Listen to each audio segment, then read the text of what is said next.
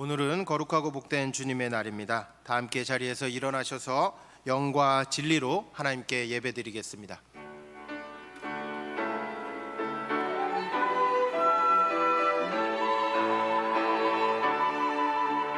하늘에 가득 찬 영광의 하나님, 온 땅에 충만한 존귀하신 하나님, 생명과 빛으로 지혜와 권능으로 언제나 우리를 지키시는 하나님, 성부와 성자와 성령 삼위의 하나님, 우리 예배를 받아주시옵소서.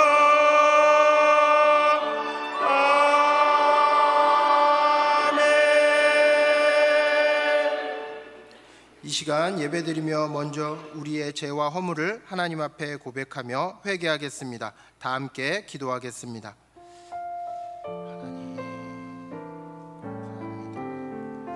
하나님 앞에 우리의 죄와 허물을 주님께 고백합니다. 주님, 우리의 죄를 용서하여 주시고 지켜주시고 주님 인도하여 주옵소서. 부족한 죄인이 주님 앞에 나아갑니다. 주님 함께하여 주시고 인도하여 주옵소서. 인도하여 주옵소서. 악인은 그 길을, 불의한 자는 그 생각을 버리고 우리 하나님께로 나아오라. 그가 널리 용서하시리라. 아멘. 나는 전능하신 아버지 하나님, 천지의 창조주를 믿습니다. 나는 그의 유일하신 아들 우리 주 예수 그리스도를 믿습니다. 그는 성령으로 잉태되어 동정녀 마리아에게서 나시고 본디오 빌라도에게 고난을 받아 십자가에 못 박혀 죽으시고 장사된 지 사흘 만에 죽은 자 가운데서 다시 살아나셨으며 하늘에 오르시어 전능하신 아버지 하나님 우편에 앉아 계시다가 거기로부터 살아있는 자와 죽은 자를 심판하러 오십니다. 나는 성령을 믿으며 거룩한 공교회와 성도의 교제와 죄를 용서받는 것과 몸의 부활과 영생을 믿습니다. 아멘. 우리 다 함께 자리에 앉으셔서 우리 안에 살아서 역사하시는 그 주님께 우리의 마음을 다한 박수로 영광 올려드리면서 하나님을 찬양하며 나아가도록 하겠습니다.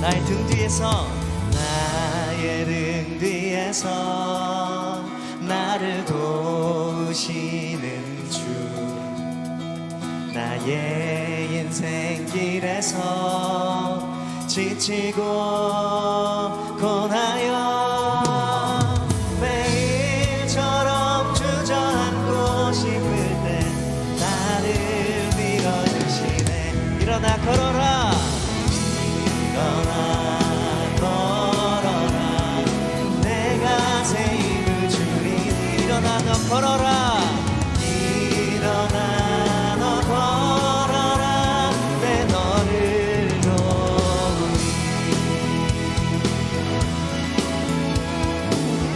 주님이 우리의 도움이 되심을 믿습니다. 나의 등 뒤에서, 나의 등 뒤에서 나를 도우시는 주, 평안히 길을 갈 때 보이지 않아도 지치고 고나여 넘어질 때면 다가와 손 내미시는 주님 말씀하십니다. 일어나 걸어라, 내가 새 힘을 주리니. 아멘. 일어나 너 걸어라, 내 너를 도우리. 나의 등 뒤에서, 나의 등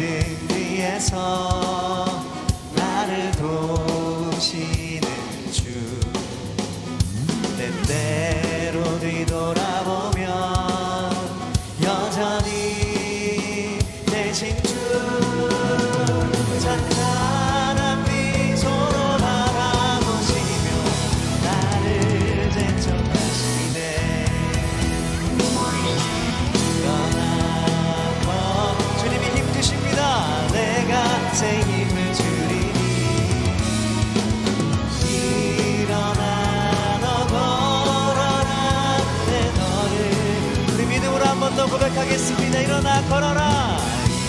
일어나 걸어라. 내가 새 힘을 주리니. 주님이 주십니다. 일어나 너 걸어라. 내 너를 도우리. 우리를 도우시는 주님께 다시 한번 박수의 영광 올려드리겠습니다.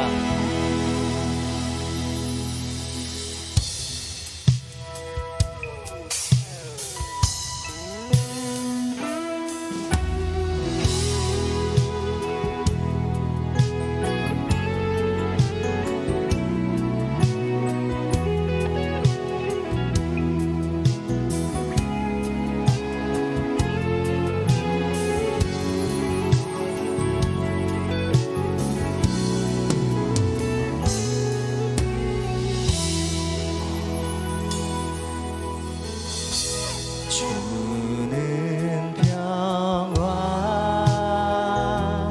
막힌 담을 모두 하셨네. 주는 평화 우리의 평화 주는 평화 막힌 담을 모두 하셨네. 주는 평화 우리의 평화 염려 다 맡기라. 염려 다 맡기라. 주가 돌보시니. 주는 평화 우리의 평화 염려 다 맡기라. 염려 다 맡기라. 주가 돌보시니. 주는 평화 우리의 평화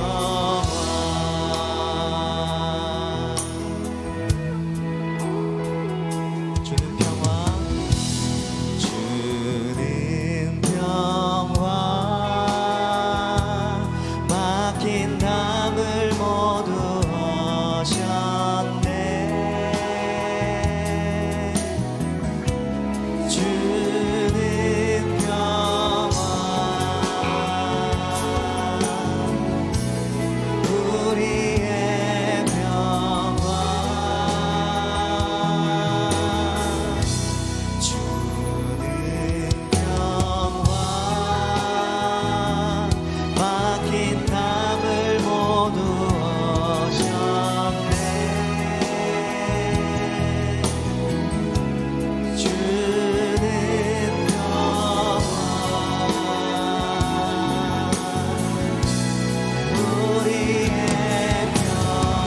우리의 모든 염려를 주께 다 맡기라. 염려 다 맡기라. 주가 돌보시니. 주는 평화 우리의 평화 염려 다 맡기라. 염려 다 맡기라. 주가 돌보시니. 주는 평화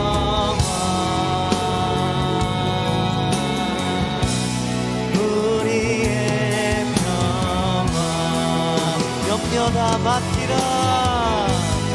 염려 다 맡기라.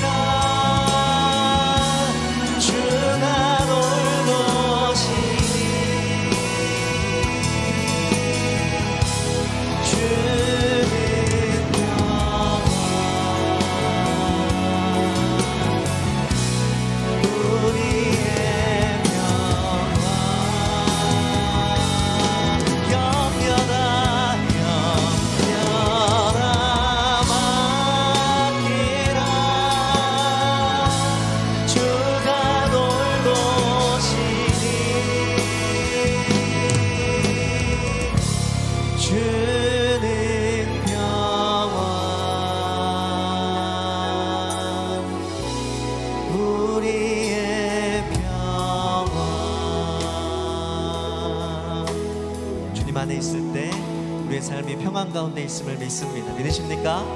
아멘. 이 시간 신강원 권사님 나오셔서 기도 인도하시고 우리 다 함께 기도드리겠습니다.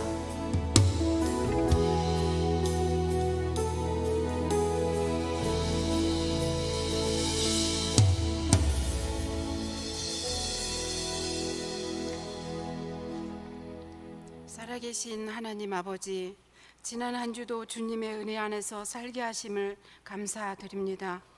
세상의 여러 가지 유혹으로부터 지켜주시고 진흙탕과 같은 인생을 주님의 십자가의 보혈로 깨끗하게 하여 주셔서 주님의 자녀로 살게 하심을 감사드립니다. 하나님, 우리나라를 지켜주시옵소서. 새로운 대통령은 국민이 세웠지만 이 나라를 통치하는 지혜는 주님이 주실 줄 믿습니다. 불안한 정치가 하루속히 안정되어 국민들이 평안한 삶 살기를 원하며 우리나라가 선교 많이 하는 나라로 이끌어 주실 줄 믿습니다.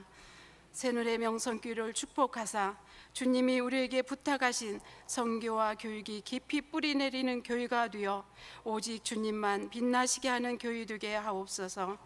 3기 권사 안수집사 임직이 주님의 인도하심 따라 잘 마쳤습니다. 기존의 임직자들과 사랑으로 협력하여 주님이 당부하신 선교의 힘을 다하는 공동체가 되게 하시고 세마포 옷을 입은 우리들은 주님의 약속을 믿고 기다리며 선교 사역에 순종하여 주님께만 영광 돌리는 교회 되게 하옵소서. 사랑하는 담임 목사님, 성령의 두루마리로 입혀주시고 새 힘과 능력 주시옵소서. 목사님을 통하여 주시는 말씀이 우리들의 삶 속에 힘이 되게 하시고 주님의 살아계심을 깨닫고 간증하는 성도들이 많아지게 하옵소서. 하나님 아버지, 이 시간에도 물질의 어려움과 육신의 병마로 힘들어하며 주님의 도우심을 간절히 바라고 있는 성도님들을 위로하여 주셔서 하루속히 병마와 물질의 어려움 속에서 회복되는 은혜를 주시옵소서.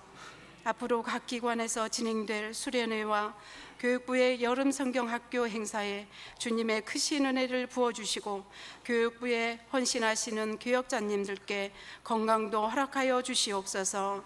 성령님 임재하셔서 예배를 받으시옵고 준비한 찬양대의 찬양이 온전히 주님께만 영광 올려 돌리기를 원하옵나이다. 우리를 사랑하사 죽음도 아끼지 아니시고 사랑하시는 예수 그리스도의 이름으로 기도합니다. 아멘.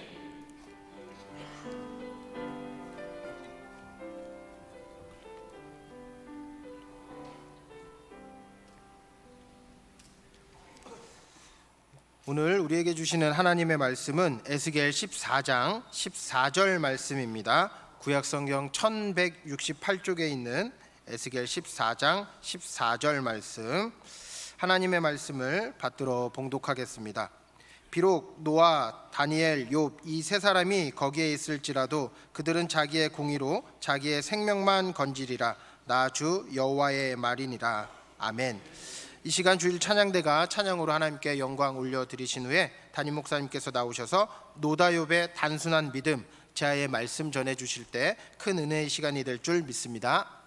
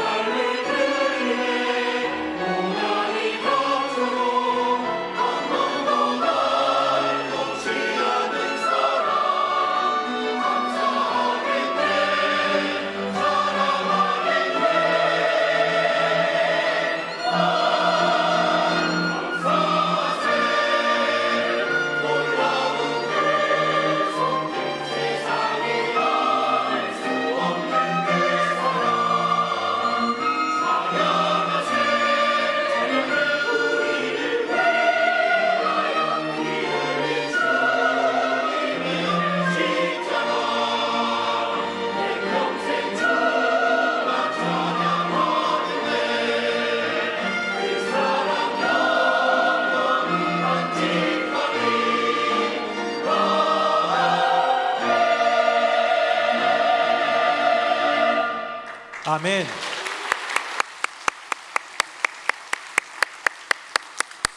네, 귀한 찬양대의 고백이 참 은혜가 되고 하나님께는 영광이 된 줄로 믿습니다. 우리 앞에 분 보시면서 인사 한번 하겠습니다. 주님만이 우리의 힘입니다. 시작. 주님만이 우리의 힘입니다. 주님만이 우리의 힘입니다. 제가 청년이던 시절에 마틴 로이드 존스 목사님이라는 20세기 영국의 훌륭한 목회자의 어떤 삶을 본받고 그의 가르침이나 저서들 이런 걸 좀 탐독하던 시절이 있었는데요. 그분의 책을 읽다 보니까 이런 글을 보게 됐어요. 청교도들을 알프스에 비유하고 루터나 칼벤 같은 종교개혁자들을 히말라야에 비유한다면 조나단 에드워즈를 히말라야의 우뚝 솟은 에베레스트 산에 비유하고 싶다, 뭐 이런 말이었어요. 저는 그때 조나단 에드워즈가 누군지는 몰랐는데 제가 존경하고 제가 그래도 흠모하면서 뭔가 책을 읽고 배워가던 분이 그렇게 동경하며 멋지게 표현하는 그의 인생을 보면서요, 좀 알아가고 싶다는 생각이 들더라고요. 그래서 제가 석사 논문을 조나단 에드워즈로 쓰게 되었습니다. 논문을 쓴 계기가 된 게 바로 이분 마틴 로이드 존스 목사님의 그런 평가더라는 것이죠. 여러분의 인생 가운데 성경에 있는 인물들 가운데 여러분이 닮고 싶은 분, 예수님 말고요, 예수님은 궁극적인 우리의 모델이라면 혹시 그런 성경 인물 있습니까? 이 사람 저 사람 많은 사람이 있는데요, 저는 성경을 읽어 내려가다가 에스겔이라는 사람이 한 말이 이렇게 눈에 들어와요. 에스겔이 뭐라고 얘기하냐면요, 3명의 성경 인물을 언급합니다. 뭔가 특별하니까 언급했겠죠. 우리 그 안으로 한번 가볼까요? 화면 보겠습니다. 제가 12절, 여러분 13절 읽어주세요. 여호와의 말씀이 또 내게 임하여 이르시되,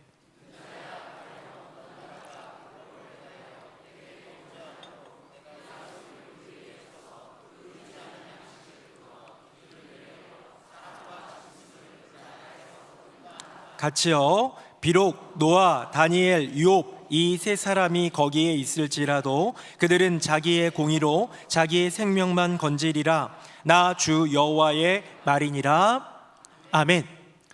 이 이야기 에스겔의 선포이자 고백은 하나님이 분명히 들려주신 말씀에 대한 예언이잖아요. 그대로 들려주시는 대언일 텐데, 여기 나오는 이야기 간단히 얘기하면 이 땅 가운데 재앙이 나서 마치 홍수가 나듯, 마치 소돔과 고모라에 유황비가 쏟아지듯 심판이 있어서 모든 것들을 멸할 때에 그 땅 가운데, 그 동네 가운데, 그 성 가운데에 노아, 다니엘, 욥이 있다 할지라도 각자의 공의로, 각자의 믿음으로 각자만 구원받지 주변에 있는 것은 더불어 구원 못 받는다, 뭐 이런 엄중한 이야기인데요, 에스겔이 이야기했던 것, 사실은 에스겔의 이야기가 아니라 하나님이 들려주신 말씀을 대언한 것이라면 성경이 택한 인물, 성경이 이렇게 인정하고 있는 인물 3명을 보게 되더라는 것이죠. 노아, 다니엘, 욥. 제가 조나단 에드워즈에 대한 그 글을 보면서 그분을 연구하고 논문을 쓰게 된 계기처럼, 저는 오늘 설교의 계기가 딱 이 구절입니다. 이 구절의 문맥과는 상관없이 노아, 다니엘, 욥은 어떤 믿음을 가졌기에 하나님께 인정받고 성경이 인정하는 인생이 되었을까 하는 것이지요. 제가 그래서 노아도 한번 좀 살펴보고 다니엘도 연구해보고 욥의 인생도 공부하다 보니 공통점을 발견했는데요, 그 공통점은 뭐냐면 단순한 믿음이더라고요. 이 세 분 안에 갖고 있었던 단순한 믿음, 이제부터 그 이야기를 나눌 텐데, 이 노아, 다니엘, 욥, 그래서 오늘 설교 제목이 노다욥의 단순한 믿음인데 도대체 노다욥이 뭘까 했는데요, 노아, 다니엘, 욥의 준말이겠죠. 이 노다욥의 단순한 믿음이 우리의 심령 가운데 새겨지는 은혜가 있기를 예수님 이름으로 축복합니다. 먼저 단순함에 대한 생각을 해봤어요. 뭐가 단순함일까? 1999년 수능 사상 최초로, 대입 수학 능력 시험 사상 최초로 수능 400점 만점을 받은 사람이 있습니다. 오승은 씨라는 여학생이었어요. 고3 여학생이었는데 이미 학교장 추천으로 서울대에 입학이 예정되어 있던, 합격이 되어 있던 상태였는데 수능을 봤는데요, 400점 만점을 받아버렸어요. 그 이전까지는 하나 틀리고 2개 틀리고 이런 사람들이 있었기 때문에 만점은 없었는데 이때 최초로 만점이 나왔습니다. 그것만으로도 스포트라이트를 받기에 충분했는데, 이게 이분이 너무 인터뷰 내용이 큰 화제가 됐어요. 두 가지였는데요. 이겁니다. 만점 비결을 묻는 질문. 어떻게 만점을 맞을 수 있습니까? 라는 말에 기가 막힌 말을 했습니다. 전설적인 어록인데요. 뭐라고 했는지 아세요? 모르는 문제가 없었습니다. 되게 재수없죠? 네. 재수없다기보단 정말 솔직했던 것 같아요. 근데 또 하나 너무나도 많은 사람들에게 충격을 주었던 게 뭐냐면 H.O.T. 그 당시에 가장 유명하고 인기 있고 아주 그냥 전설적인 그런 팀인데요, 아이돌 그룹인데요, H.O.T. 멤버들 중에서 누구를 제일 좋아하냐라는 질문에 이 19살짜리 이 고3 여학생이 H.O.T가 뭐죠? 라고 얘기를 해요. 누구죠도 아니고 뭐죠? 라는 질문을 하면서 당시에 있었던 수많은 청소년들을 충격에 빠뜨렸다고 합니다. 저 그런 생각이 들었어요. 얼마나 학업에 몰두했으면, 얼마나 공부에만 전념했으면 당대의 가장 유명한, 지금으로 말하면 방탄소년단 정도가 아니에요. 지금은 그룹들이 많이 있으니까 나는 여기 좋아해. 이때는요, H.O.T. 그냥 그걸로 끝나던 시절, 그런 팀조차도 모르던 이 여학생 오승은 씨는 온전히 공부에 전념하고 학업에만 몰두했던 것. 여러분, 단순함이 뭡니까? 단순함은요, 전념을 만들고요, 전념하면 단순해지더라는 거예요. 아마 이 학생은 집에서 공부하고 학교 가서 수업 듣고 독서실이나 어딘가에 가서 공부하는 것, 그의 고등학교 시절에 다른 것 없이 여기에만 전념하는 삶, 여러분, 그것이 단순함 아닐까요? 단순함이 무엇입니까? 오직 그것만 아는 거예요. 단순함이란 거기에 몰두하고 거기에 전념하는 겁니다. 어쩌면 사랑에 빠지는 것과 똑같은 걸 수도 있어요. 연인이 생기고 내가 사랑하는 사람이 생기면 그 사람만 보여요. 그 사람만 보고 싶어요. 그 사람에게 모든 걸 주고 싶고 그 사람과만 무언가든 무엇이든 하고 싶어하는 마음, 여러분, 이것이 사랑에 빠지는 것, 그 사람에게 몰두하고 전념하는 것, 이게 단순한 삶 아닐까요? 자녀를 낳았습니다. 내 새끼가 너무 예뻐요. 그 인생을 그 아이에게 거는 것, 여러분, 이것이 단순한 삶입니다. 워커홀릭이라는 말이 있습니다. 일이 너무 좋아가지고요, 일에만 몰두하는 거예요. 가정이 어떻게 되든지 내 건강이 지금 어떻게 되고 있는지 생각 못하고 일에만 몰두하는 것, 일이라는 것에 온전히 빠져있는, 전념하고 있는 단순한 삶이지요. 어떤 목사님이요, 저는 아닙니다, 바둑에 빠졌대요. 저는 바둑 둘 줄 모릅니다. 바둑에 빠지기 시작하니까요, 설교단에 올라오면 성도님들 머리가 흰 머리는 흰색 바둑알, 검은색 머리는 검은색 바둑알로 보이더래요. 그래서 하필 검은색 머리들 사이에 흰 머리가 있으니까 아다리 굳히고 싶다는 그런. 여러분, 이게 뭡니까? 어딘가에 빠지기 시작하면 다른 건 보이지 않는 거예요. 다른 건 생각하지 않는 거예요. 이것이 바로 단순한 것의 가장 중요한 의미더라는 거예요. 제가 연구했습니다. 공부 좀 하면서 이 단순함이란 무엇일까 찾다 보니까요, 독일의 철학자인 칸트와 헤겔이 굉장히 중요한 명제 하나를 갖고 왔어요. 그게 뭐냐면 단순한 것이에요. 근데 저는 이 단순한 것, 너무 어려운 철학적인 이야기들도 많이 있었지만 단순한 것이라는 독일 단어가 너무 마음속에 와닿았어요. 한번 보여드릴까요? 화면 보겠습니다. 독일어 그 단어 단순한 것은 뭐냐면요, 발음이 되게 어려워요. Das einfach입니다. 어떤 뜻이냐면요, 더 이상 나눌 수 없는 것을 단순한 것이라고 합니다. 이거에 반대되는 용어가 하나 있습니다. 이걸 보면 더 좀 해결이 될 것 같은데요. 다음 한번 볼까요? 굉장히 단어가 복잡해요. 읽어볼게요. Das Zusammengesetzte. 욕한 거 아니에요. Zusammengesetzte. 이거 뭐냐면 복잡한 것, 이것저것 많은 것이 아니라 둘 이상으로 되어 있는 모든 것들을 복잡한 것이라고 부르더라는 거예요. 한번 저를 보시겠어요? 무언가 내 마음 상관없어요. 내 인생 상관없어요.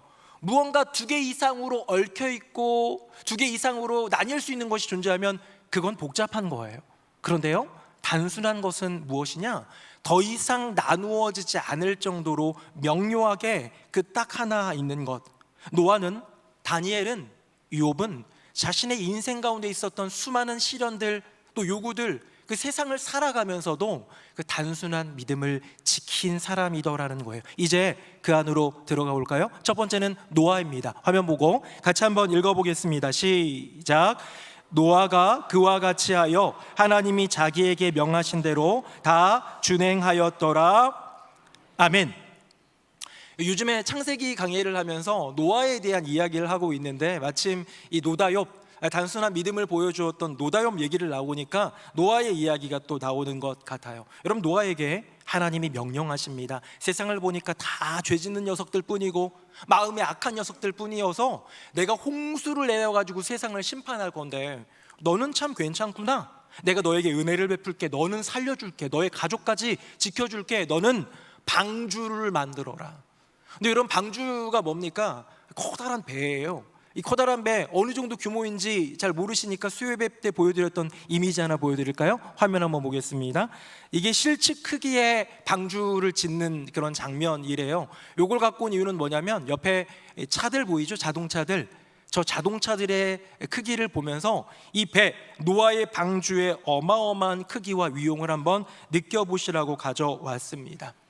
여러분, 노아는 어마어마한 공장터가 있고 이런 거 아니었어요. 혈혈단신 혼자예요. 아내가 있지만 고작 아들 3명 데리고 딱 그렇게 남자 넷이서 저 거대한 방주를 만드는 것 기가 막힐 노릇입니다. 시간을 걸린 것을 여러 가지로 추정해보고 여러 가지 견해가 있지만 한 75년, 좀 더 많으면 100년까지도 생각하는 분이 있는데요. 수십 년에 걸려서 이 모든 것들을 해나가는 과정, 어쩌면 노아로 하여금 순종하게 하는데, 하나님의 분명한 명령 가운데 단순하게 순종하기 위해서 따르는 모든 길 가운데에 가장 힘들었던 것, 가장 자기 마음을 복잡하게 만들었던 건 어쩌면 많은 사람들의 조롱과 비웃음, 그런 타인의 시선이지 않았을까요? 우리는 다 사명이 있습니다. 여러분, 사명을 받으셨습니까? 물어보면 내가 사명이 있나 싶을 수도 있는데요, 우리는 모두가 다 주님으로부터 분명한 부름을 받은 사명을 받은 존재들이라는 거예요. 가장 기본적인 거 복음의 사명입니다. 우리 최근에 행복축제를 했었는데 이 행복축제를 하면서 저도 태신자 5명, 6명 품고 2명 초청해가지고 모시고 왔어요. 결과로는 그렇게 했지만요, 그런 모든 과정 가운데에 제 안에 계속적인 고민이 있었어요. 이게 먹힐까? 이렇게 하면 정말 올까? 날 뭐라고 생각할까? 안 믿는 사람, 교회 떠난 사람, 이런 사람들에게 말하면 혹시 내가 부끄러워지지는 않을까 하는 염려와 고민들, 어쩌면 주님이 맡겨주신 사명에 순종해서 나아가는 길 가운데에 그 명료한 길, 어쩌면 단순하게 순종할 수 있는 길 가운데에 내 마음을, 내 인생을, 그 사명을 순종하는 데에 복잡하게 하는 것은 타인의 시선, 세상의 평가가 아닐까요? 여러분, 노아 저 산 중턱에, 바닷가도 아니고 산 중턱에 어마어마한 배를 만들라는 여호와 하나님의 부름, 아무것도 없는데 나무 다 쪼개가지고 잘라가지고 배 만들어야 되고 아들 셋 데리고 그 일을 해야 되는, 수십 년 걸려서 해야 되는 수많은 사람들이 손가락질하고 비웃을 때, 그때 이 순종 지킬 수 있었겠습니까? 어쩌면 노아는 얼마나 부끄러웠을까요? 어쩌면 노아는 얼마나 고민이 많았을까요? 그런데 노아의 순종, 오늘 에스겔 14장에 나와 있는 노다욥의 첫 번째 인물 노아의 단순한 믿음을 하나님이 칭찬하는 이유는 무엇이냐면, 노아의 순종은 부끄러워하는 순종이 아니었다는 거예요. 하나님이 명령하시니까 억지로 하는 순종이 아니었다는 거예요. 순종하는 가운데 고민하고 또 고민하면서 괴로워하는 순종이 아니라 있는 그대로를 받아들이는 준행이더라는 것이죠. 아까 전에 읽은 본문에 준행이라는 단어가 있는데요, 이것도 수요예배 때 나눴던 건데 잠깐 한번 볼까요? 화면 보겠습니다. 준행이라는 단어는 사전으로 전례나 명령 따위를 그대로 쫓아서 행함이라고 되어 있어요. 그대로 쫓아서 행함. 순종이 순순히 따르는 거라면 준행은요, 말씀하신 그대로 누구든 준행하는 자의 입장에서 내게 뭔가를 명령하고 지침을 준 그 주인, 그 명령자, 지금 노아의 입장에서는 나의 전부인 여호와 하나님이 명령하시는 그것을 그대로 따르는 준행을 했더라는 거예요. 한번 본문 한번 볼까요? 화면 보겠습니다. 우리 아래에 있는 새한글 성경만 읽어볼까요? 시작. 노아는 하나님이 명령하신 그대로 했다. 꼭 그대로 했다. 아멘. 준행이라는 단어를 새한글 성경은 조금 더 풀었는데요, 뭐라고 풀었습니까? 그대로 했다라는 거예요. 네, 그걸로도 성이 안 차가지고요, 꼭 그대로 했다는 거예요. 방주를 짓는데 이 정도 길이, 이 정도 너비, 이 정도 높이, 상중하 층 나누고 창은 어디다 내고 무슨 나무로 만들고 어디에다가 만들고, 이런 모든 것들에 대해서 하나님이 말씀하시는 것, 이것보다 이게 낫지 않을까 하는 생각조차 버린 거예요. 다른 사람들의 시선, 야 비가 언제 온다고 그래, 저 마른 하늘에 라고 이야기하면서 손가락질한 모든 것들 듣지 않았다라는 거예요. 유명한 고전 예화가 있습니다. 아시시의 성 프란시스로 알려져 있고 실제 이름은 프란체스코인 이 유명한 분이 있는데요, 이 일화는 실제 있었던 일은 아닌 것 같아요. 그냥 들려지는 예화입니다. 이 프란체스코가 어떤 이제 수도원에 이렇게 수도원장으로 있는데 젊은이들이 와가지고요 제자가 되고 싶어 하는 거예요. 두 명이 와가지고 프란체스코 신부님, 이 수도원장님, 당신의 명성을 듣고 당신을 따르고 싶고 배우고 싶습니다 해가지고 왔는데, 이 프란체스코가 그러면 테스트를 하겠다고 해가지고요 여기 밭에 양쪽으로 나눠서 배추 모종을 주면서 배추를 심으라고 합니다. 근데 프란체스코가 뭐라고 말을 하냐면요, 배추 모종 저는 잘 모르겠는데요, 어쨌든 위에 이파리가 있는 초록색 부분과 뿌리가 있는 하얀색 부분이 있지 않겠습니까? 요거를 심는데 뿌리 쪽이 하늘을 향하게 심어라 라고 얘기를 한 거예요. 그랬더니 첫 번째 청년은 실제로 그 밭에다가요 심는데, 어떻게? 원래는 뿌리가 아래로 내려가야 돼요? 위를 향해야 돼요? 아래로 내려가야 되는데 그 위를 향해 가지고 막 심는 거예요. 바보처럼 막 그렇게 하는 거죠. 또 다른 청년이 가만 보더니 이건 프란체스코 신부님이 실수하신 거겠지, 말이 좀 헛나오신 거나 그런 거겠지 라는 생각에 정성껏 늘 하던 대로, 모든 농부가 하는 대로, 상식적으로 기본적으로 아는 대로 뿌리가 땅 아래 잘 이렇게 들어갈 수 있도록 잘 심어 놓기 시작합니다. 시간이 흘러 프란체스코가 왔을 때 양쪽의 밭이 완전히 다른 모습을 보았고요, 잘 심겨져 있는 굉장히 똑똑했던 그 청년에게 이렇게 말했다고 합니다. 자네는 똑똑하니 선생이 어울리네.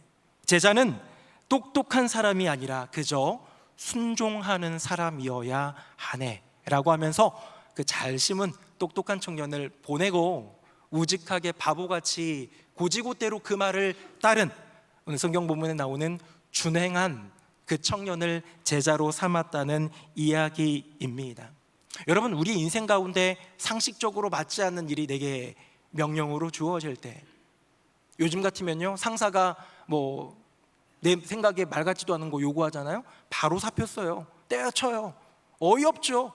뒤에서 막 욕하고 끝낼지도 몰라요. 아니 면전에서 욕할지도 몰라요. 그런데 우리 인생의 전부가 되시는 여호와 하나님이 내가 이해할 수 없는 명령을 한다면 여러분 어떻게 하시겠습니까? 하나님이니까 순종하지만 그 순종하는 과정 가운데에 괴롭고 막 고민되고 막 그러고 싶지 않겠어요? 우리 인간이라면. 그런데 노아는 단순한 그의 믿음이 무엇이었느냐? 단순한 순종이었어요. 다른 것들이 그 안에 들어오지 못하도록 막아서는 온전한 나뉠 수 없는 그 순종으로 주님 앞에 드리더라는 것이죠. 이야기 하나만 더 해드릴까요? 한 나라의 임금이요, 자기가 너무 아끼는 신하, 무엇을 말해도 잘 들어주는 신하에게 말도 안 되는 임무를 맡깁니다. 신하를 데리고 와서 우물 있는 데로 데려가가지고요, 우물 옆에 독이 하나 있는데 이 독에다가 우물물을 길어다 채우라고 합니다. 뭐 상식적인 임무일 수 있어요. 근데 가만 보니까 그 독이 밑 빠진 독이었어요. 우물을 길어다가 이게 독에다가 부으면 어떻게 해요? 주르르르르 흘러내리는 거예요. 근데 이 신하는 임금님의 명령이고 내가 사랑하고 존경하는 나의 전부인 임금님의 말씀이자 명령이니까 열심히 길어서 한나절 동안 계속해서 땀을 뻘뻘 흘리면서 계속 물은 흘러가고 물바다가 되어가는데도 그 일에 순종하더라는 거예요.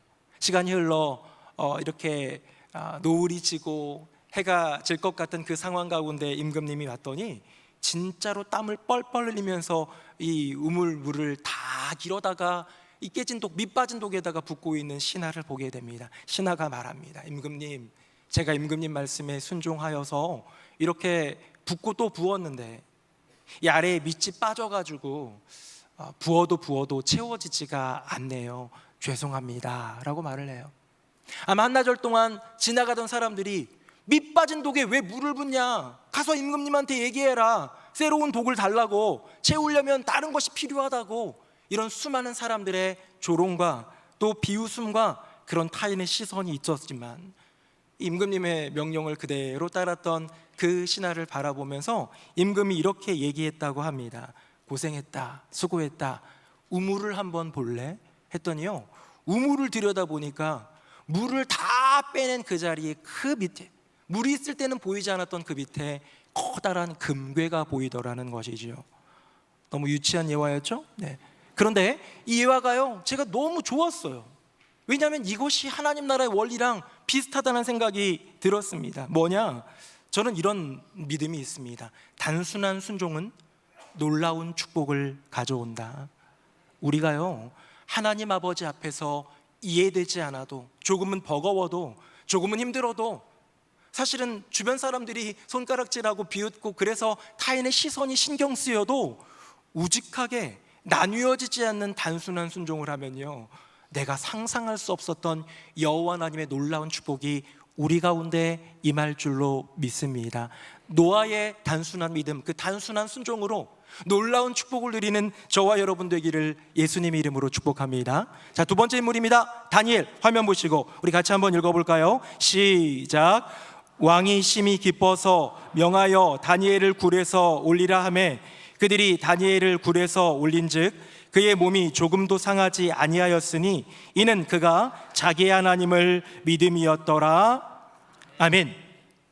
믿음이라는 단어는 성경 안에 몇 번 나올까요? 굉장히 많이 나옵니다. 제가 찾아보니까 200번도 더 많이 나와요. 아마 200번에서 300번 사이가 아닐까 싶은데요. 그런데 재밌게도 구약 성경에는 믿음이라는 단어가 딱 3번 나와요. 우리 개역개정 성경의 기준으로 한다면요. 그 중에 하나가 오늘 본문에 나오는 믿음입니다. 이 이야기는 우리 굉장히 많이 잘 알려져 있는 이야기죠. 이 다니엘이라는 사람이 하나님 앞에 약속한 게 있었어요. 결심. 아침, 점심, 저녁 나는 여호와 하나님을 향해서 기도하고 주님을 만나리라.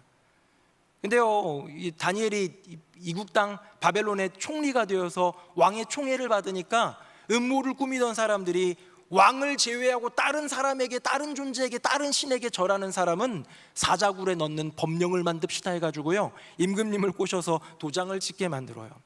도장을 찍은 임금조차도 어길 수 없는 어마어마한 이 나라의 법령이 돼버린 그 순간 다니엘은 어떻게 해요? 여전히 변함없이 내가 하던 대로, 늘 하던 대로 하나님을 향해, 하나님이 계신다 생각하는, 그 임재가 있는다고 생각하는 예루살렘을 향하여 창을 열고 그대로 기도하다가, 그렇게 주님을 예배하다가 이제 드디어 사자굴에 들어가게 된 상황, 그 이야기입니다. 여러분, 다니엘은 뭘 믿고 이런 위기 상황 가운데서도 끝까지 자기 결심을 지켰을까요? 혹시 골방에서 몰래 하면 들키지 않겠지라는 그런 믿음이었을까요? 혹시 사자굴 들어가도 사자들이 날 물지 않을 거야, 이런 그런 걸까요? 아니에요. 물론 사자들이 그를 물지 않았지만 다니엘이 믿은 믿음은 무엇입니까? 우리 방금 읽은 부분 다시 한번 볼까요? 화면 보시고요. 뭐라고 되어 있느냐? 이는 그가 자기의 하나님을 믿음이었더라. 아멘. 여러분, 다니엘은 하나님을 믿는 믿음, 하나님이 내게 뭘 해주실 거야, 이렇게 하실 거야, 나만의 생각이 아니라 하나님 존재 자체, 나의 인생의 전부인 하나님을 믿고 또 믿었기 때문에 내가 하나님께 드렸던 그 약속에 대해서 변개하지 않았어요. 주님 앞에서 세웠던 그 결심이 무너지지 않았어요. 여러분, 우리는 결심을 합니다. 여러 많은 다짐도 합니다. 여러분은 어떠세요? 연초에 다짐한 것들, 나름 결심한 것들, 올해는 이거 해야지 하는 것들 잘 지키고 계십니까? 제가 한번 생각해 봤는데요, 한 지난 12월 정도일까요?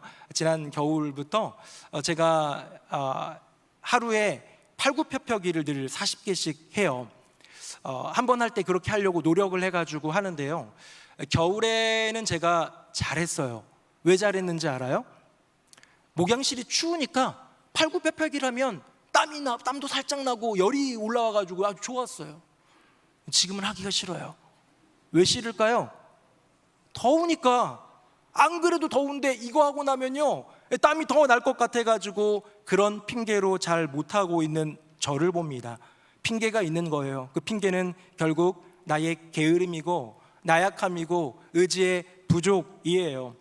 제가 사실 팔굽혀펴기 하는 이유는 뭐냐면 제가 살이 너무 쪘어요. 우리 권사님들 가끔 보면 저 보면 목사님 살찌세요 그러는데요, 제가 과체중이라니까요. 검사해보면 과체중이에요. 저 살 빼야 되는 사람입니다. 지금도 열심히 살 빼려고 노력하고 있는데 때때로 내면 안에 있는 게으름이, 나약함이, 이런저런 핑계들이 나로 하여금 그 결심을 정말 견고하게 지키지 못하게 하더라는 거예요. 여러분, 결심을 또 흔드는, 결심한 그 마음을 온전히 이걸 지키겠다라는 의지를 흔들고 복잡하게 만드는 또 하나의 요소는 위협입니다. 위협으로 인한 두려움이에요. 우리 일제시대에 신사참배라는 게 있었습니다. 일본의 전쟁 신사들 막 이런 데를 엎드려 절하고 이런 것들을 교회에서는 그건 안 돼, 그건 불신앙이야, 우상 숭배하면서 금지했다가 1936년 38년 뭐 연이어서 교단들이 다 그냥 허용하고 막 그런 안타까운 우리의 부끄러운 기억들이 있습니다만, 그때에 지키던 사람들 뭐 주기철 목사님이라든가 이런 분들이 있잖아요. 근데 진짜로 끝까지 지켰던 사람들 너무 소수예요. 대부분은 다 허용하고 신사를 참배하고 때로는 그 믿음 지키지 않고 그렇게 예수를 부인하거나 이런 일들이 많았더라는 거예요. 마음이 없어서가 아니에요. 정말 예수님이 싫어서가 아니에요. 뭐 때문에 나 하나님 사랑할 거야, 예수님은 내 인생의 전부야, 나의 구원자야 라는 이 고백을 갖고 있음에도 불구하고 나는 여호와 하나님만을 섬길 거야, 하나님만 예배할 거야 라는 이 다짐과 고백과 결심이 있음에도 불구하고 신사참배 앞에서 그렇게 무너진 이유는 무엇입니까? 위협 때문이에요. 그럼 너 죽는다, 쫓겨난다, 집 뺏는다, 너의 인생은 이제 끝나는 거야 라는 그 말들에 대한 위협이지 않겠습니까? 이것이 외부의 위협, 내면의 연약함인 게으름과 외부의 위협인 그로부터 생기는 두려움이 우리의 결심을 복잡하게 합니다. 우리의 마음가짐을 흔들어 놓습니다. 여러분, 다니엘은 어떨까요? 다니엘이 결심했을 때는 아마 포로로 끌려갔던, 바벨론으로 포로로 끌려갔던 어린 시절의, 소년 시절의 다니엘 아니었을까요? 근데 이제 초고속 승진하고요, 이 온 땅 제국의 총리가 되고요, 등 따스고 배부르고 모든 것을 할 수 있는 권력이 있는 상태에서 어쩌면 내면에 게으름이 생길 법도 한데, 왕의 조서에 도장이 꽉 찍히고 임금이 아닌 다른 것에 절한다? 그럼 사자굴에 들어가게 되는 것을 알고도, 그것이 얼마나 큰 위협인지, 내 생명을 건 도전인지를 알고도 변함없이 그 결심을 지킬 수 있었던 이유는 무엇일까요? 다니엘의 믿음이, 그 단순한 믿음이 바로 단순한 결심, 내가 여호와 하나님께 올려드린 그 약속, 하나님과 맺은 그 약속, 내가 주님께 올려드리는 나의 그 결심, 이 결심에 다른 것들이 끼어들 수 없는, 더 이상 나뉠 수 없는 단순한 결심이었기 때문이죠. 거기에 게으름 따위가 들어올 수 없는 거예요. 거기에 두려움 따위가 들어오지 못하는 거예요. 왜? 단순한 결심이니까. 여러분, 하루에 성경 3장씩 읽으면 거의 1년에 1독 가까이 하는데 1년에 1독이 참 어려워요. 그런데 혹시 정말로 하나님이 명령하셔서 너 하루에 성경 3장 읽어라, 안 그러면 너의 인생의 가장 소중한 것을 내가 가져가마 라고 한다면, 내 아들을 데려간다 한다면, 내 사랑하는 딸을 데려간다 한다면, 내가 지금까지 이루었던 커리어와 모든 것들을 하나님이 앗아간다고 한다면, 여러분, 그 결심, 그 약속, 하나님 앞에서 지키겠다고 했던 그것, 뭐요? 성경 3장 읽는 거 하시겠어요? 안 하시겠어요? 아마 일어나자마자 그것부터 할 거예요. 왜? 게으름이 들어올 수가 없어요. 두려움조차 내 안에 할 수 없어요. 왜? 하나님과 나 그 사이에 뗄 수 없는, 그 어떤 것도 두려울 수 없는, 들어올 수 없는 그런 하나 된 단순한 결심을 이룰 수밖에 없기 때문이겠죠. 사랑하는 새노래명성교회 성도님들, 혹시 하나님을 위해서 결심하십니까? 하나님 앞에서 약속하셨습니까? 그렇다면 그 하나님과의 약속 속에 게으름 따위가, 두려움 따위가 들어오지 않도록 온전히 더 이상 나뉠 수 없는 단순한 결심으로 주님께 영광 돌리는 우리 모두가 되기를 예수님의 이름으로 축복합니다. 아직 남았어요. 세 번째 인물입니다. 우리 화면 한번 볼까요? 욥입니다. 제가 20절, 여러분 21절입니다. 욥이 일어나 겉옷을 찢고 머리털을 밀고 땅에 엎드려 예배하며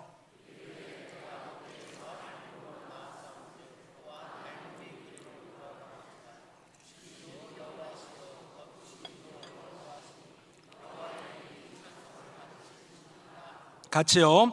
이 모든 일에 욥이 범죄하지 아니하고 하나님을 향하여 원망하지 아니하니라.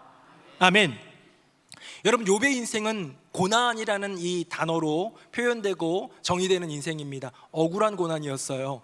마귀가 와가지고, 사탄이 와가지고 하나님께 욥 한번 건드려 봅시다, 진짜 믿음 지키는지, 진짜 그에게 단순하고 견고한 믿음이 있는지.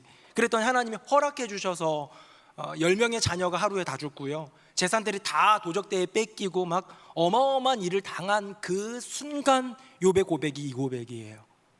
내가 지금까지 살아오면서 모든 누린 것들을 내가 갖고 있다 여겼던 내 소유 모든 것, 주신 이도 여호와이시고 그 하나님이 다 가져가셨는데 내가 못하겠니? 그저 하나님을 찬송할 뿐이다 라는 이 욥의 고백.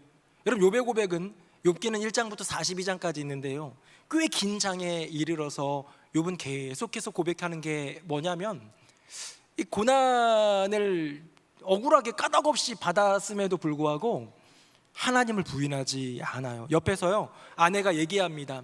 이제 다음 날에는 막 욥이 온몸에 종기가 나가지고 이 질그릇 조각으로 온몸을 박박박 긁으면서 괴로워하니까 아내가 얘기해요. 욥의 아내가 얘기해요. 하나님을 욕하고 죽으라. 그랬더니요, 욥이 무슨 어리석은 소리를 그렇게 하냐, 하나님이 내게 복을 주셨다면 화도 주실 수 있는 거야 라고 하면서 하나님을 인정해드려요. 친구들이 찾아옵니다. 정말 3명의 친구, 친한 친구라고 여겼는데 와가지고 네가 잘못해서 그런 거야, 하나님 앞에 죄가 없나 살펴봐, 막 이딴 소리나 해대고 하면서 괴로운 친구를 위로하기는커녕 정죄하고 정죄할 때에 욥이 뭐라고 고백하는지 아세요? 나의 가는 길을 오직 하나님이 아시니 그가 나를 단련하신 후에는 내가 순금이 되어서 나올 거야 라고 고백하더라는 거예요. 제가 찾아보면요, 욥의 고백에는 이 고난에 대해서 이유를 묻지 않아요. 왜 이런 고난이 내게 왔습니까? 하나님 원망하지 않아요. 하나님 탓하지 않아요. 네, 절규합니다. 정말 이렇게 사는 것보다 죽는 게 나을 만큼 고통스러워요 하는 절규는 해요. 막 아파하고 괴로워해요. 그런데 하나님 앞에 그 고난에 대한 이유를 묻지 않더라는 거예요. 엄마가 아기를 낳아요. 아기를 낳으면요, 아기가 조금 크기 전까지 유아기 때에는요, 이 아이의 인생 가운데에 왜라는 게 없대요. 이 머릿속에 왜라는 게 없대요. 엄마가 안아주면요, 왜 날 안아주지 생각하는 아기가 없대요. 뭐 젖을 물려주면 맛있다면서 그냥 먹는 건데요, 왜 내게 젖을 주지? 이 사람은 누구지? 라는 왜라는 게 없대요. 혹시 뭐 맴매하고 훈계를 할 수 있잖아요, 한 2살, 3살쯤 됐을 때. 그러면 이 사람이 도대체 누군데 나를 훈계하고 나를 힘들게 하고 나를 아프게 하지라는 왜가 없대요. 그 유아기에는요, 온전히 모든 것을 받아들인다고 합니다. 왜 그런지 아세요? 이거는 이제 심리학자들의 어떤 연구 결과에 의한 건데요, 아직 어린 3세 이하의 어린 아기들에게 엄마는 그의 인생의 전부예요. 내 세상이에요. 나랑 똑같은 동일시하고 있는 거예요. 그러니까 세상 안에서 이루어지는 모든 것들에 대해서 그저 받아들일 뿐이지 왜 이것이 내 세상이라는 질문이 없다는 거예요. 근데 시간이 조금 흘러가지고요, 이제 머리가 굵어지고 조금 성장하다 보면 엄마가 나랑 다른 존재라는 것을 인식하게 되면서 왜가 나온다고 합니다. 왜? 이제 이렇게 지내다가 좀 심각해질 때가 사춘기, 중학교 막 요럴 때는 이제 미친 듯이 왜를 몸으로 표현하게 되는 그런 상황에 이르게 되겠죠. 저는 이 글들을 보고요, 이 어떤 연구들을 좀 살펴보면서 욥의 신앙이 그렇구나. 욥의 인생의 전부는 하나님이었고요, 하나님이 그의 인생의 전부인 세상이었어요. 그 세상이 내게 허락하는 고난에 대해서 이유를 묻지 않습니다. 욥은 괴로워도 했고 절규도 했지만 하나님의 주권과 섭리에 대해서만큼은 노터치했어요. 왜? 그분이 내 세상이니까, 내 전부이니까. 제가 최근에 읽었던 그런 것들에서 좀 봤던 릴스 조그만 영상이 하나 있는데요, 거기 보니까 이런 게 있더라고요. 헤맨 만큼 내 땅이다 라는 말이 있대요. 헤맨 만큼 내 땅이다. 내가 이 젊은 시절에 이곳저곳에서 헤매고 괴롭고 힘들었지만 그 고난의 시련을 통해서 나는 어떻게 더 성장한 거예요. 그 헤맨 만큼 도대체 이곳이 어딘지, 난 어디로 가는지 몰랐는데 그렇게 헤매고 헤매던 그 모든 땅들이 내게 주신 선물이다라는 이 말이 굉장히 참 위로가 되고 힘이 되었던 것 같아요. 저는 대학교 1학년 때 지금도 친하게 교제하는 제 막역한 친구인 친구랑 그런 이야기를 했어요. 20대에는 고난을 초청하자. 고난을 왜 초청해요? 뭐 메조키스트인가? 고난을 초청하는 이유는 뭡니까? 이 젊음의 시절에 그 고난을 초청해서 하나님 주시는 고난을 경험할 때 우린 조금 더 성장할 거야. 조금 더 견고해질 거야. 굳은 살이 박히고 더 아프지 않도록 우리는 더 큰 믿음의 사람이 될 거야. 순금같이 되어 나올 거야 라는 그런 바람 가운데에 고난이여 와라, 고난을 오히려 초청합니다 고백하면서 했던 20대의 그 젊음의 시절. 여러분, 고난을 초청하는 사람이 고난의 이유를 묻겠습니까? 묻지 않는 거예요. 왜? 내가 초청했으니까, 내가 원하니까. 이 고난마저도 나의 인생의 가장 소중한 여호와 하나님의 세상이니까. 사랑하는 새노래 명성교회 성도님들, 욥은요 인생 가운데 있었던 억울했던 고난을 견뎌낼 수 있었던 사람이에요. 왜? 그에게는 단순한 믿음, 단순한 인내가 있었습니다. 내 세상, 내 전부인 여호와 하나님을 고백하기 때문에 이유를 묻지 않고 그 고난을 받아들이는 것, 그 고난을 버텨내는 것, 그리고 단순한 인내로 승리하는 것이겠지요. 정리 한번 해볼까요? 화면 보겠습니다. 하늘의 요청, 노아는요 하나님이 사명을 따르라고 하십니다. 우리의 삶을 빗대어 봅시다. 이때 복잡한 마음을 들게 하는 건 뭐냐면 타인의 시선, 평가 등입니다. 단순한 믿음은 무엇일까요? 단순한 순종이지요. 주인이 말씀하셨다면 그대로 준행하는 것. 다음입니다. 다니엘입니다. 약속을 지켜라 라는 하늘의 요청이 있습니다. 어쩌면 게으름과 두려움이 우리의 결심을 흔들지도 모르지만 하나님과 나 사이에 게으름 따위는, 두려움 따위는 두려울 수 없어 라고 고백하면서 단호하게 나아갈 수 있는 단순한 다니엘의 결심, 우리에게 필요하지 않을까요? 다음입니다. 욥입니다. 이유를 알 수 없는 그 고난을 이겨내라 이고요. 자꾸 복잡하게 만드는 것, 마음을 흔드는 것은 이유에 대한 질문입니다. 왜 이것이 내게 주어졌을까? 왜 나는 고난을 받아야 할까라는 것에 대해서 욥은 단순한 인내로서 승리했더라는 것이죠. 사랑하는 새노래 명성교회 성도님들, 저는 가만히 말씀 준비하고 어제 저녁에 생각을 하다 보니까요, 노아, 다니엘, 욥, 그들이 겪었던 이 모든 조건을 다 경험하신 분이 예수님이라는 생각이 들었습니다. 예수님은 노아에게 주어진 사명보다 더 큰 사명, 단순함으로 순종하신 분이더라고요. 예수님은 다니엘에게 주어진 위협보다 더 큰 위협, 단순함으로 결심하셨던 분이더라고요. 예수님은 욥에게 주어졌던 그 극심한 고난보다 더 큰 고난, 억울하잖아요. 예수님 뭐 잘못했어요? 그런데 우리를 위해서 단순함으로 인내하신 분이었습니다. 아, 그렇구나. 예수님이 우리의 인생 가운데 복잡할 수 있는 모든 것들을 대신 져주신 분이구나. 십자가의 짐과 함께. 그 주님이 우리에게 이렇게 말씀하시는 것 같습니다. 우리 화면 보고 같이 한번 읽어볼까요? 시작. 수고하고 무거운 짐진 자들아, 다 내게로 오라. 내가 너희를 쉬게 하리라. 아멘. 이제 말씀 맺겠습니다. 여러분, 복잡성 보존의 법칙이라는 게 있어요. 이게 뭐냐면 어떤 제품을 만들 때에는 이 복잡함의 총량이 그 안에 있다는 거예요. 그런데 공급자가 복잡함을 짐져주면 소비자는 단순함을 더 즐길 수 있다라는 거예요.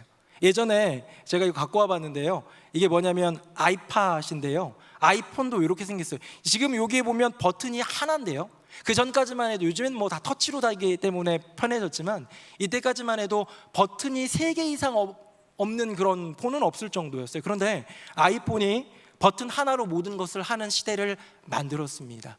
여러분, 그 안에 있는 기능들, 거기에는 복잡함이 있어요. 그런데 회사가, 공급자가 복잡함을 안아주니까, 조금 더 그 내부 안에서 복잡하게 해주니까 소비자인 저와 여러분은 조금 더 편하게 사용하게 되더라는 거예요. 여러분은 핸드폰의 복잡함을 알고 사용하고 계십니까? 여러분의 인생 가운데 있는 수많은 것들의 복잡함을 다 이해하고 꿰고 그걸 사용하고 계십니까? 그렇지 않잖아요. 내게 그렇게 복잡함을 덜어준 공급자 누군가의 덕에 나는 단순함을 누리고 있는 것 아닐까요? 영적인 문제도 마찬가지입니다. 진짜 지혜로운 사람은 인생의 복잡함을, 신앙의 복잡함을 하나님께 올려드리는 사람이에요. 예수님이 그 십자가를 지심으로 우리 인생의 복잡함, 우리 신앙의 복잡함을 대신 져 주셨습니다. 사랑하는 새노래명성교회 성도님들, 살아가는 인생길이 복잡하십니까? 걸어가는 이 신앙의 여정이 그토록 복잡하십니까? 순종을 가로막는 타인의 시선 신경 쓰지 말고, 결심을 약화시키는 게으름과 두려움 따위는 집어 던져버리고, 나의 인내를 지치게 하는 고난의 이유에 대한 질문은 더 이상 하지 말고, 노아, 다니엘, 욥처럼 단순한 그 믿음으로 행복한 믿음의 길 걸어가는 저와 여러분 되기를 예수님 이름으로 축복합니다. 아멘. 우리 함께 찬양하겠습니다.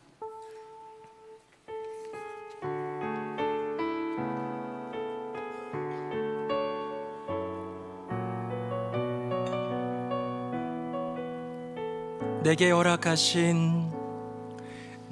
허락하신 시련을 통해 나의 믿음 더욱 강하게 자라나고,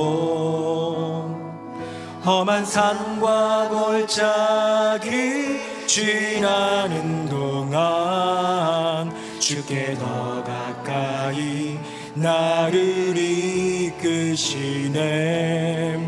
내가 겪는 시험이 어렵고 힘겨워도 내 주님보다 크지 않네.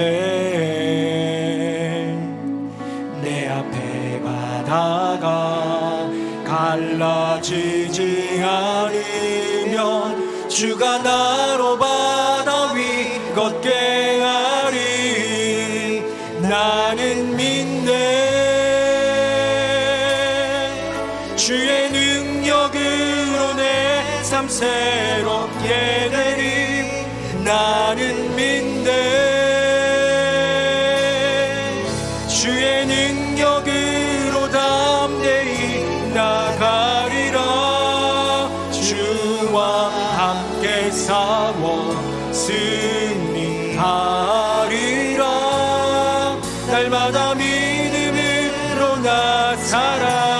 내게 허락하신 시련을 통해, 내게 허락하신 시련을 통해 나의 믿음 더욱 강하게 자라나고, 험한 산과 골짜기 지나는 동안 주께 더 가까이 나를 이끄시. 내가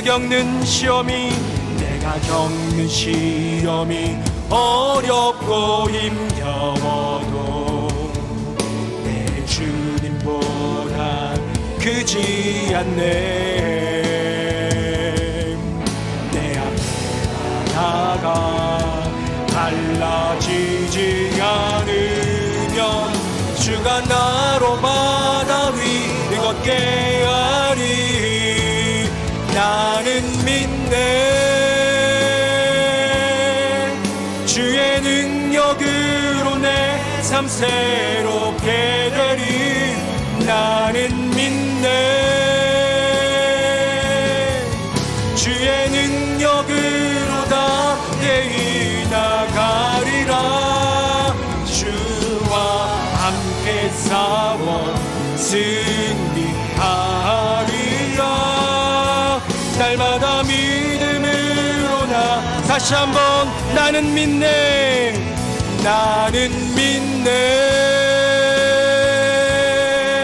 주의 능력으로 내 삶 새롭게 되리.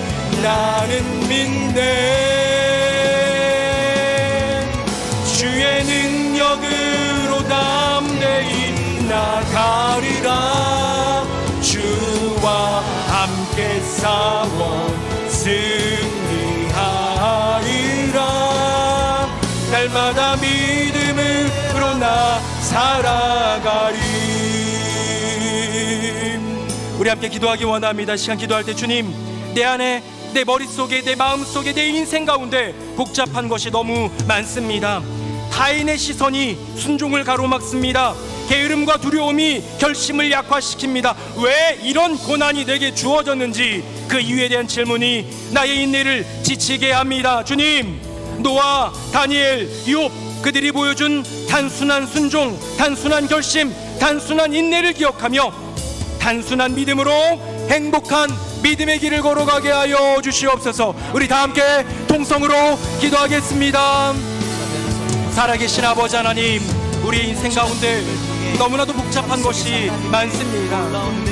주님, 내 마음에, 내 머릿속에, 내 인생의 길 가운데에 나의 단순한 믿음을 가로막는 장애물들, 너무나도 많은 것들을 복잡하게 하는 것들이 있습니다. 타인의 시선이 주님을 향한 순종을 가로막습니다. 게으름과 두려움이 나의 결심을 약화시킵니다. 왜 이런 고난이 내게 주어졌는지 그 이유에 대한 질문이 나의 인내를 지치게 합니다. 주님, 인생의 신앙의 그 복잡함을 내려놓고 주님께 내어드리고 주님 앞에 올려드리고 노아, 다니엘, 욥이 보여준 믿음의 길, 단순한 믿음으로 행복한 믿음의 길을 걸어가게 하여 주시옵소서. 오 주님 역사하실 주님을 찬양합니다.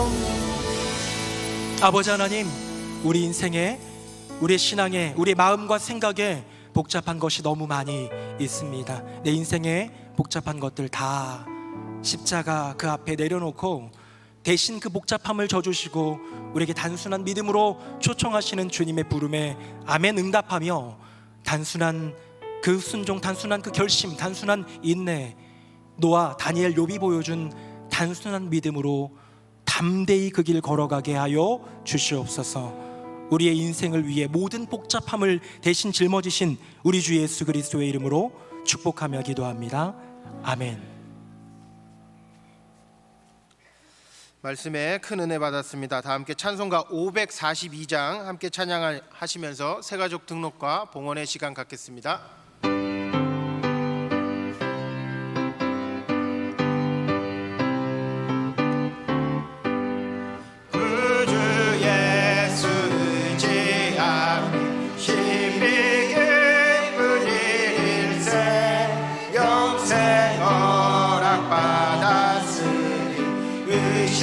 아주 없도다.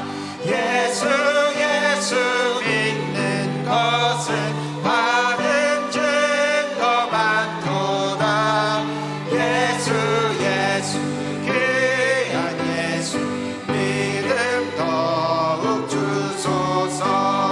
그 주 예수 의지하면 심히 깊은 일일세. 주를 믿는 나의 마음 그의 피에 적시네. 예수 믿는 것은 받은 증거 많도다. 예수 귀한 예수 믿음 더욱 4절 찬양합니다.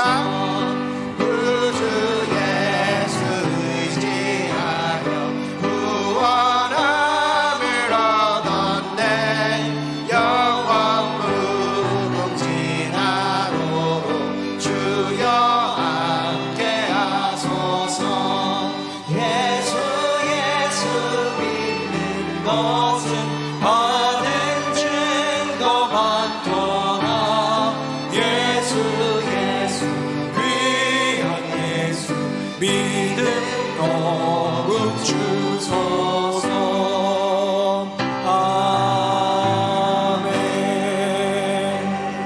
살아계신 아버지 하나님, 복잡한 우리의 인생길 가운데 주님이 보여주신 노아, 다니엘, 욥을 통하여 알려주신 단순한 믿음으로 끝까지 승리케 하여 주시옵소서. 이 나라 민족과 온 세계 열방 가운데 하나님 나라가 임하게 하여 주시고, 우리의 심령과 인생길 가운데, 가정 가운데, 교회 안에 하나님 나라가 이루어지게 하여 주시옵소서.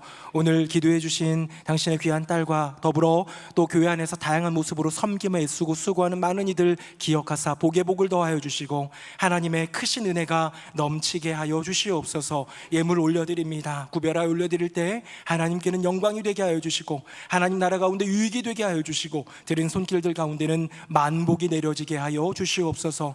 우리의 인생길 여전히 복잡하고 고단합니다. 눈물을 흘립니다. 아파합니다. 육신의 연약함이, 또 경제적인 물질의 고통들이 우리를 힘겹게 하고, 개인 안에 있는 해결하기 어려울 것 같은 그런 문제들, 가정 안에 있는 내놓기 어려운 부끄러운 일들까지도 다 주님께 내어드릴 때, 주님께 그 복잡함을 내어드릴 때 그 모든 것들을 해결하여 주시고, 우리 심령 가운데 단순한 기쁨을 넘치게 하실 우리 주님을 의지하며 승리케 하여 주시옵소서. 감사 찬송 영광 주님께 올려드리며 예수님 이름으로 축복하며 기도드립니다. 아멘. 자리에 앉으시겠습니다. 교회는 성도님들의 수고와 헌신으로 세워집니다. 그 수고와 헌신의 모습을 담아 뉴송스트림 시작합니다.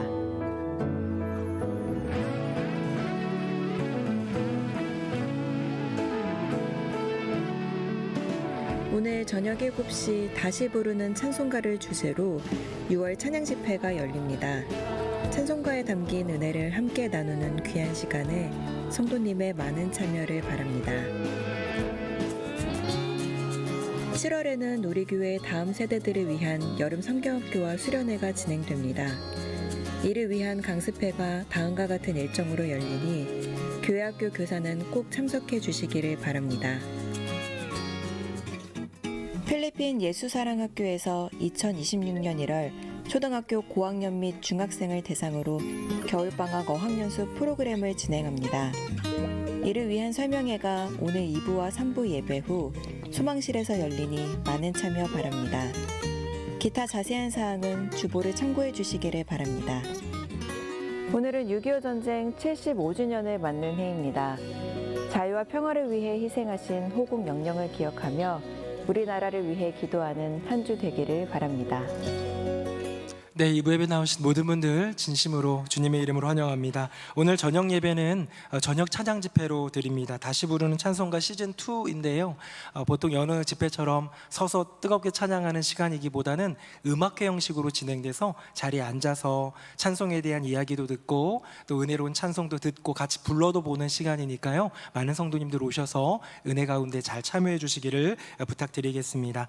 이제 여름 시즌이 되어가고 있습니다. 다음 달부터 이제 곧 7월이 되는데요. 여름 성경학교 및 수련회 일정이 나왔습니다. 위에서 기도해 주시고요. 또 강습회가 진행됩니다. 교사들은 잘 참석해 주셔서 은혜로운 귀한 성경학교 여름 행사 수련회가 되도록 힘써 주시기를 부탁드리겠습니다. 겨울방학 어학연수 프로그램 올해 1월에 있었는데 내년 1월에도 준비하고 있습니다. 우리가 파송한 이태호 목사님 계시는 필리핀 까비떼 예수사랑학교에서 진행하게 되는데요. 설명회가 오늘 있습니다. 2부 후에 3부 후에 2부는 후에는 호산나올, 3부 후에는 소망실에서 있으니까요. 자녀를 두신 분들 중에 관심 있는 분들은 참여해 주시면 좋을 것 같습니다. 세 가족이 오셨습니다. 김호순 권사님 인도하신 고정숙 성도님 오셨고요. 정재열 장로님 인도하신 이예길 성도님과 전우경 성도님 함께 오셨고요. 원민숙 집사님이 우리 동생 가족을 추정했습니다. 원현숙 성도님, 이춘석 성도님, 사훈, 영훈 귀한 아들님들까지 우리 세 가정 등록했는데 박수로 환영하겠습니다. 우리 다 함께 자리에서 일어나시겠습니다. 우리 옆에 분들과 인사하겠습니다. 단순한 믿음으로 승리합시다. 시작. 단순한 믿음으로 승리합시다. 단순한 믿음으로 승리합시다. 우리 마지막 찬양 함께 찬양하겠습니다. 살아계신 주 나의 참된 소망 걱정 근심 전혀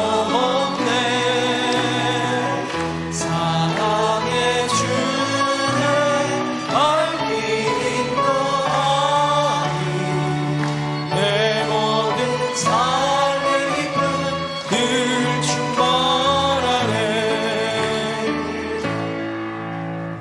주 예수 그리스도의 은혜와 아버지 하나님의 크고 놀라우신 그 사랑과 성령님의 교통하심이 복잡하고 복잡한 내 마음과 생각, 내 인생과 신앙에서 노아, 다니엘, 욥처럼 단순한 믿음으로 그 길 걸어가 행복한 믿음의 길 끝에 우리 주님을 만나 배우리라 고백하며 다짐하며 은혜를 거하며 그 믿음의 길 걸어가는 새노래 명성교회 모든 성도님들, 머리 위에 그 삶과 가정과 앞날 위에 등록하여 우리의 가족이 된 새 가족들 위에 이제부터 영원토록 함께 하시기를 간절히 축원하옵나이다.